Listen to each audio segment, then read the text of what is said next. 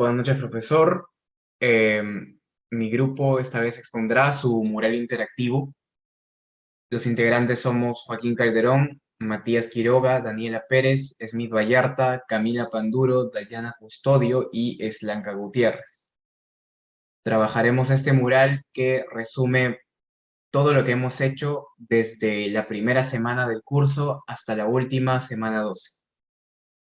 Empezaré por la comunicación oral, que fue el primer tema, donde resaltamos cualidades importantes como la coherencia, claridad, la concisión, ritmo y fluidez de la comunicación oral, así como obstáculos que podrían ser el miedo, nerviosismo y timidez. Siempre evitemos estos obstáculos, por ejemplo, respirando profundo, cambiando de posición, siempre hablando solo de lo que sabemos, pues al hablar de algo que no conocemos, podríamos alterar el significado de las cosas. Siempre debemos estar seguros de lo que vamos a decir. También debemos comprender nuestra información, corregir nuestros errores naturalmente. Con esto quiero decir que no mencionar que te equivocaste, sino simplemente continuar. Y por último, practicando previamente, lo cual es muy importante. La voz también es una técnica de comunicación bastante importante y de hecho es la principal. Hay que tomar en cuenta el volumen de voz, una pronunciación marcada, un ritmo adecuado, un tono pertinente para cada palabra y usar pausas para realizar un buen trabajo como orador. Y siempre, siempre evitemos muletillas, pues estas distraen al público. Ahora mi compañera Daliana les expondrá el tema visto en la semana 2. Eh, Semana 2 vimos técnicas de expresión 2, lenguaje corporal y técnicas individuales de expresión oral. El lenguaje corporal es igual o hasta más importante que las palabras a la hora de querer transmitir información. El lenguaje corporal se puede dividir en 4 partes. Postura, que nunca empezar con los brazos cruzados, siempre ubicarse donde se pueda tener contacto visual con todo el público. Evitar manos en los bolsillos o agarrándose los codos porque da una sensación de una actitud cerrada a la hora de hablar. Mirada o contacto visual. Al no tener contacto visual con la audiencia, al momento se puede volver extraño y hasta incómodo. Hay problemas típicos como mirar al piso, a la ventana, a la puerta, al mismo ecran, aún así no esté utilizado. El contacto visual no se puede ver como algo obligatorio, sino como la manera de conectar con tu público, de mejorar y poder transmitir el mensaje esperado. Por último, el desplazamiento. Es básico para poder mantener el contacto visual con todo el público, sobre todo es cuánto número soy, ya que es poco probable de mantener el contacto visual y la actitud corporal hacia el público. Desde sola postura. Puedes mover de izquierda a derecha o adelante para atrás. Todo depende de qué punto de vista estás exponiendo. Ahora doy pase a mi compañero. Vas a poner la semana 3 y 4. En la semana 3 y 4 vimos lo que son técnicas grupales de expresión oral. Vimos sus características, las técnicas y nos centramos en los aspectos de una sola técnica. En las características de las técnicas grupales de expresión oral, tenemos que facilita el desarrollo de las habilidades, la adquisición de aprendizaje y el establecimiento de relaciones entre los miembros del grupo. Las técnicas son panel, foro, simposio y coloquio. Y pues nos centramos en la semana 4 en los aspectos formales de un panel.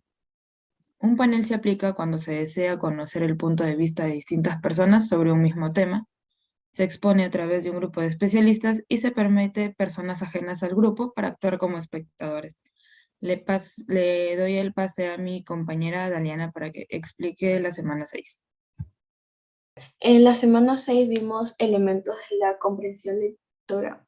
El tema sintetiza todas las ideas desarrolladas en el texto. Es una palabra o síntoma nominal, no tiene verbo conjugado. En subtema, asunto desarrollado en un párrafo y que se desprende del tema. En idea principal, tiene autonomía, jerarquía y expresa lo más importante. Es la oración que presenta el tema que será tratado en el párrafo y tiene el verbo conjugado. En ideas secundarias, enunciados que explican o fundamentan lo expresado por la idea principal. Ahora pasa a mi compañero Vallarta con las técnicas de expresión lectorado.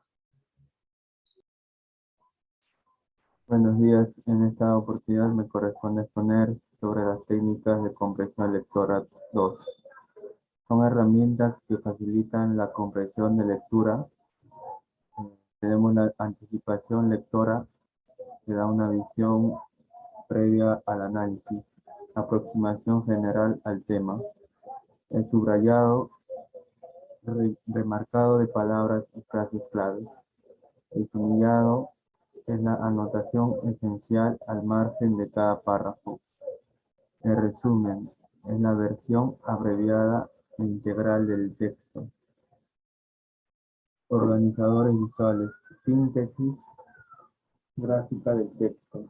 Las técnicas más usadas son el subrayado, que consiste en resaltar mediante un trazo las ideas más importantes del texto. El subrayado, parafraseo breve de cada párrafo al margen del texto.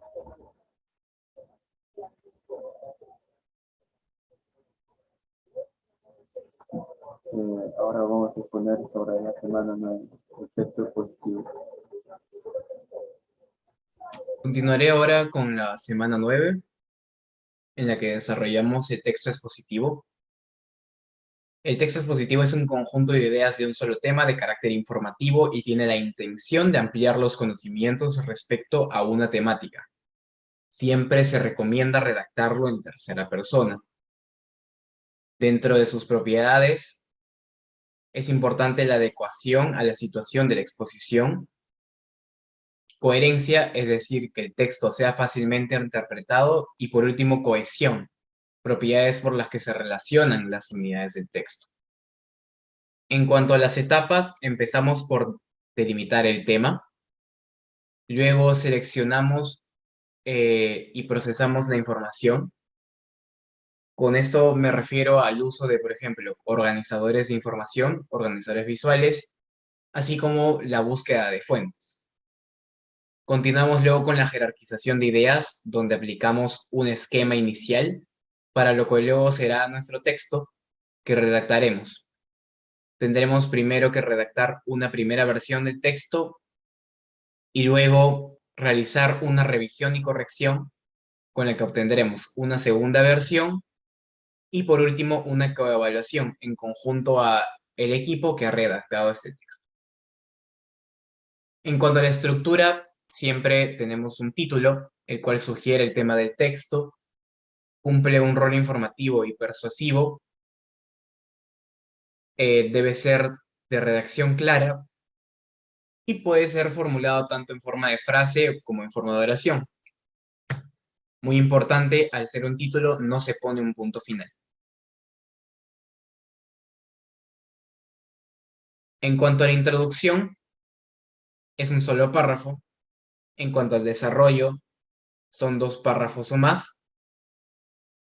Una idea principal siempre en cada uno de estos párrafos. Y por último, la conclusión, que también requiere de un solo párrafo. En cuanto al párrafo de desarrollo, ¿cómo es que lo hacemos? Primero, el párrafo de desarrollo explica y describe diversos aspectos del tema planteado en la introducción. El párrafo de desarrollo tiene 3 tipos de ideas: principales, secundarias y terciarias. La idea principal será la idea que será explicada en el párrafo. La idea secundaria describe y explica la idea principal, desarrolla un aspecto de esta, y por último la idea terciaria, que detalla ideas secundarias, uso de datos, hechos y ejemplos. Para redactar utilizamos la idea principal, luego usamos conectores para conectar con estas ideas secundarias. Usamos, por ejemplo, conectores de secuencia para enumerar las ideas secundarias como primer lugar, en segundo lugar, primero, segundo, luego, a continuación, entre otros. Y desarrollamos dentro de estas las ideas terciarias a través de referentes. Por último, la oración temática es una oración que lo que hace es sintetizar el contenido de un párrafo. No se necesita leer todo el párrafo para extraer el concepto central. Incluirla es un recurso habitual y oportuno y se suele usar en textos expositivos. Ahora continuaremos con la semana 10, fuentes confiables. En la semana 10, fuentes confiables y esquema. En fuentes confiables, estrategias para acceder a fuentes confiables es autor, fuentes, dominio de la página, país de origen, actualización, objetivo del sitio web, organización, estética, diseño. Tipos de fuentes de información y nivel de confiabilidad. Fuentes de campo es nivel básico, como grafía, entrevistas y testimonio. En fuentes periodísticas es nivel medio, como noticias, informe y reportaje. Fuentes académicas es un nivel alto, es informes, libros, tesis, como etc. El esquema. Para su elaboración se necesita elección y delimitación del tema que quiero comunicar. 2. Selección y procesamiento de la información, como el subrayado, IP y S, palabras claves. Las notas marginales son sumillas. Lluvia de ideas respecto al tema. Elaboración de organizadores visuales. Por último, jerarquización de ideas como esquema de producción. La información debe estar ordenada en un esquema numérico. Ahora doy paseo en la semana 11 y 12. En la semana 11 y 12 vimos lo que son estrategias discursivas en los párrafos de desarrollo 1 y 2. En la parte 1 vimos el contenido del párrafo de desarrollo, su estructura, el esquema numérico y los tipos de párrafo. El contenido del párrafo de desarrollo debe tener introducción, desarrollo y conclusión. Adicional a esto debe tener cohesión, coherencia y adecuación. La estructura lo conforman idea principal, secundaria y terciaria. En el esquema numérico, como primer punto, debe ir la idea principal. Adicional a esto, su subpunto debe ir la idea secundaria y otra vez como subpunto debería ir la idea terciaria. Los tipos de párrafo de desarrollo son de enumeración, comparación, secuencia, de hechos o anécdota, de autoridad, datos, problema-solución o causa-consecuencia. En la parte 2 de estas estrategias vimos lo que son citas y referencias. La cita es la idea que formamos de otro autor para nuestra investigación y la referencia el conjunto de datos para identificar una fuente de información. Cada una tiene su propia estructura. Gracias.